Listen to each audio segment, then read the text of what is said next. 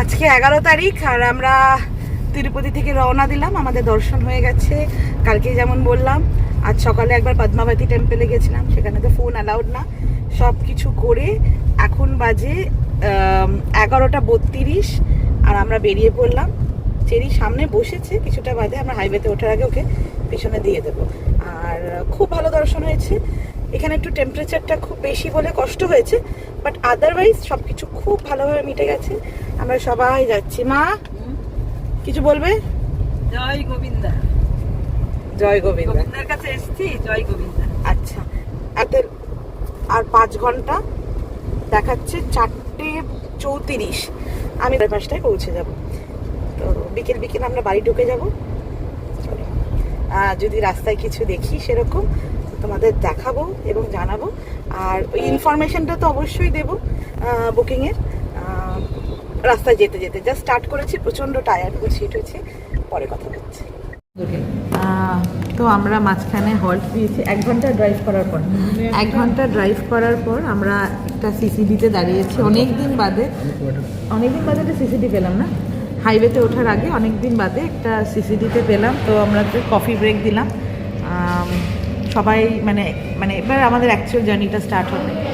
একদম খেয়ে দে, হ্যাঁ এবার তো স্টার্ট হয় না তিরুপতি ব্যাঙ্গালোর হাইওয়েটা, নাকি ওল্ড মাদ্রাস রোডেটা? না, যাই হোক, এখন আর 4 ঘন্টা দেখাচ্ছিল। এখন সবাই একটু কফি ব্রেক নিয়েছি। সবাই কি খাচ্ছে? কি খাচ্ছ মা? কফি। মা খাচ্ছে কফি। কেক। চেরি কি খাচ্ছে? চেরি ডাক্তারদের চেরি খাচ্ছে কেক। দিদিও খাচ্ছে কফি। সবাই কফি। আর অভিজিৎও খাচ্ছে কফি। মানে অভিজিৎ আর আমি একটাই কফি নিয়েছি। কফির গামলাটা তো বড় বিশাল। যাই হোক, এই হলো কফি টফি খেয়ে এই তো রেস্টরুমে গিয়ে তারপরে আমরা আবার স্টার্ট করব। ভালো, এই লোকেশনটা বেশ ভালো। জাস্ট হাইওয়েতে ওঠার মুখে একটা সিসিডি, খুবই ভালো অপশন।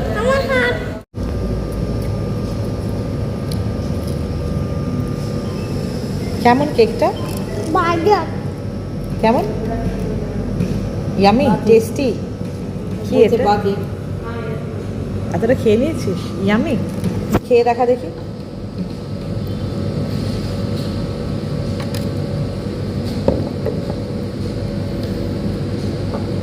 মাম্মাকে পাপাকে খাইলো, দেখি কেমন খাইলো।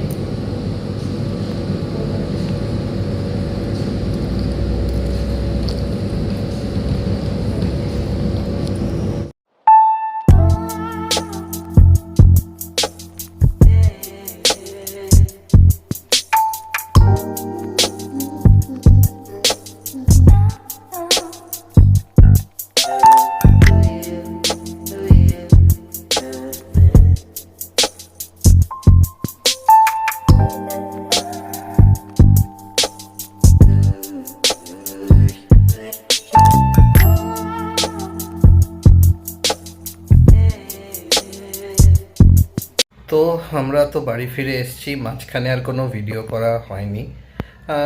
আসলে আমরা খুবই টায়ার্ড ছিলাম আর খুবই গরম। এতটাই গরম, আমরা ভাবতে পারিনি যে এতটা গরম হবে। তোমাদের বলা হয়নি এই দুটো ভিডিওতে যে কতটা গরম।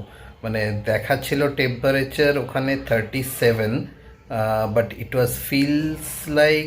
ফিলস লাইক দেখাচ্ছিল যে 42। সো আমরা তো এখানে ব্যাঙ্গালোরে 30 ম্যাক্সিমাম 32 এরকম থাকি। আর ওখানে ছিল যেটা হিউমিডিটি, প্রচণ্ড হিউমিডিটি ছিল।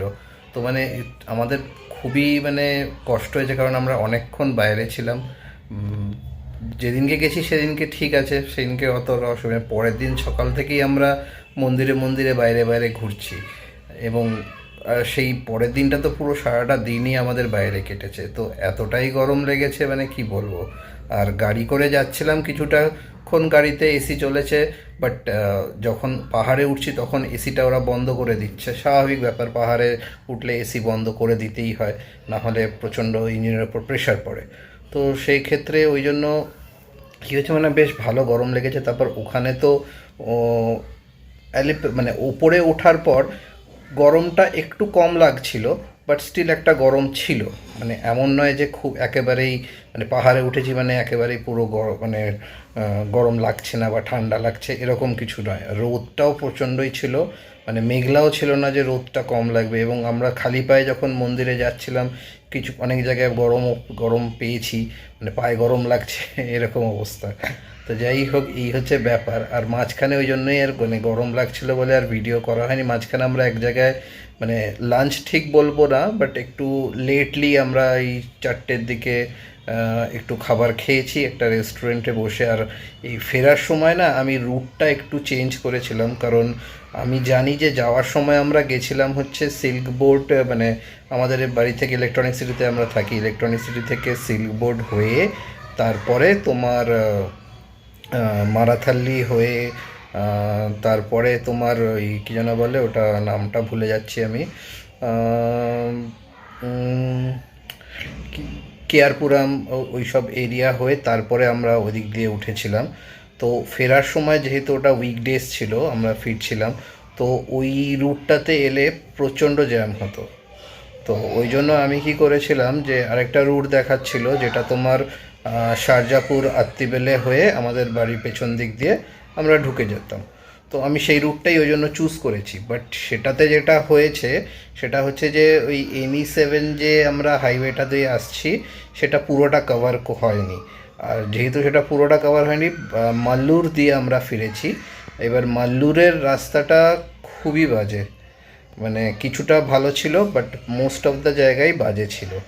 তো সেটা মানে একটা ইয়ে হয়েছে, কি আর বলবো, মানে তা আমার মতে তার থেকে ওই জ্যামটাই বেটার মনে হয়।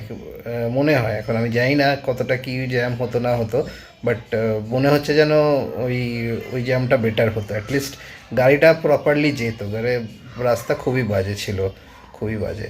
তো যাই হোক, ওই জন্য আর করিনি। আর বাড়িতে এসছি আমরা 6টার মধ্যেই, 6:10 এরকম নাগাদ ঢুকে গেছি। তারপরে ওই একবার দাঁড়িয়েছিলাম 4টের সময়, তারপরে আর কোথাও দাঁড়াইনি, তারপর ডাইরেক্ট বাড়ি এসছি। বাড়িতে এসে এখন এসে তো জানোই টুকটাক বাড়িঘরদোর নোংরা ছিল, বাড়িঘরদোর পরিষ্কার করা হলো, গাছ আছে আমাদের, গাছে জল দেওয়া হয়েছে, দিয়ে এখন একটুখানি মানে বসেছি, চা খাচ্ছি, চা খেয়ে ব্লগটা করছি।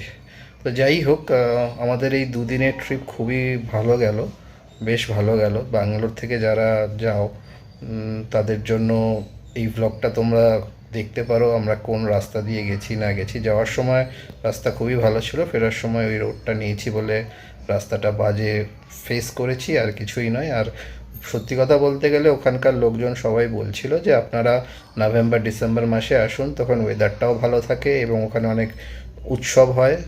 তো এবার দেখুন, তিরুপতি বালাজি দর্শন, ভগবান তো বলে যে, সবাই বলে যে ভগবান না ডাকলে তো হয় না, বাট যদি কেউ কখনো সেরকমভাবে প্ল্যান প্রোগ্রাম করেন তো ট্রাই করবেন নভেম্বর ডিসেম্বর মাসে যেতে। তো এই হচ্ছে ব্যাপার। এই ব্লগটাতে খালি এই যাওয়া আসা ফেরার ব্লগই হয়েছে, আর কিছুই না। আর যদি কোনো কিছু আপনাদের কোনো কিছু জানার থাকে, কোনো কিছু বিষয় আমাদের কমেন্ট করবেন, আমরা সেই কমেন্টে রিপ্লাই দিয়ে দেবো। তো যাই হোক, এই ব্লগটা এই অবধি রাখছি। দেখি নেক্সট ব্লগ আবার কোথাও গেলে বা কোথাও মানে কোনো অনুষ্ঠান হলে নিশ্চয়ই আপনাদের সাথে শেয়ার করব। ভালো থাকবেন, টিল দেন, গুড বাই।